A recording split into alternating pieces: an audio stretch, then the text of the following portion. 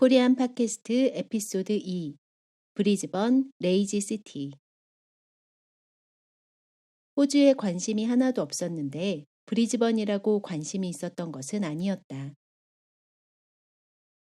단지 브리즈번에 있는 학교에 합격했다는 사실이 우리를 브리즈번으로 이끌었을 뿐이었다. 첫날 브리즈번에서 본 하늘은 파랬다. 정말 말 그대로 파란색.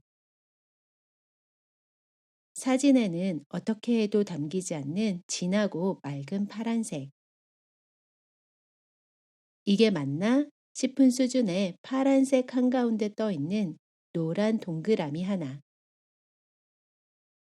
그게 브리즈번의 하늘이고 1년 중 300일이었다. 그때만 해도 몰랐다. 브리즈번에 살다 보면 1년이 지났는지 2년이 지났는지도 모르고 사진을 돌아봐도 이게 봄인지 가을인지 여름인지 겨울인지 모른다는 것을. 그렇다고 너무 더워서 못 견디겠는 날씨는 아니었다. 온화한 날씨, 남태평양의 따뜻함을 상상하면 떠오르는 날씨. 사람을 게을러지게 만드는 날씨였다.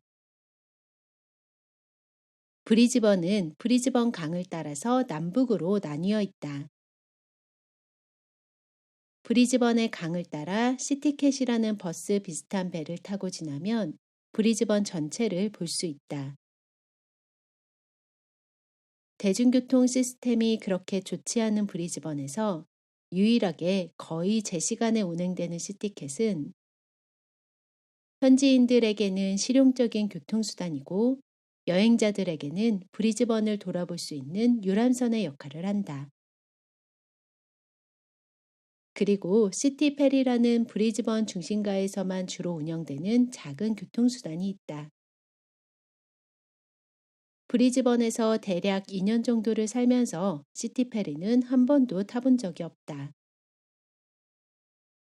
몇 번 시도를 해보긴 했는데 이상할 정도로 기회가 없었다. 브리즈번은 작다. 그 넓은 퀸즐랜드라는 주의 주도라고 하기에는 어이없을 정도로 작은 도시였다. 높은 건물이라고 해봐야 10개 남짓? 10년 이상이 지난 지금은 많이 커졌을 것이라는 생각이 든다. 처음 브리즈번의 야경을 보면서 든 생각은 에게였다. 겨우 이거? 이게 도시라고? 이렇게 작은 도시가 있다고? 태어나서 29년을 서울이라는 도시에서만 살아왔던 나에게 인구 150만의 도시, 그나마도 한국처럼 아파트 문화가 아닌 넓게 퍼져 사는 도시의 모습은 대한민국의 작은 소도시 정도의 느낌이었다. 대관령에 살고 있는 지금 돌아보면 브리즈번도 참 큰 도시였는데 파랗고 작고 따뜻하고 게을렀던 브리즈번. 그 뒤로 한 번 더 여행자가 되어 방문한 적이 있었지만 처음 내가 느꼈던 그 게으름은 느낄 수 없었다.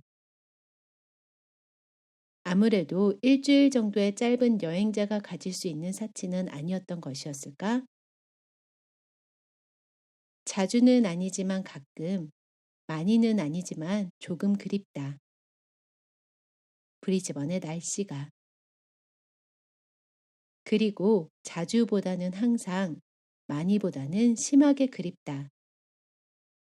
그 게으름이.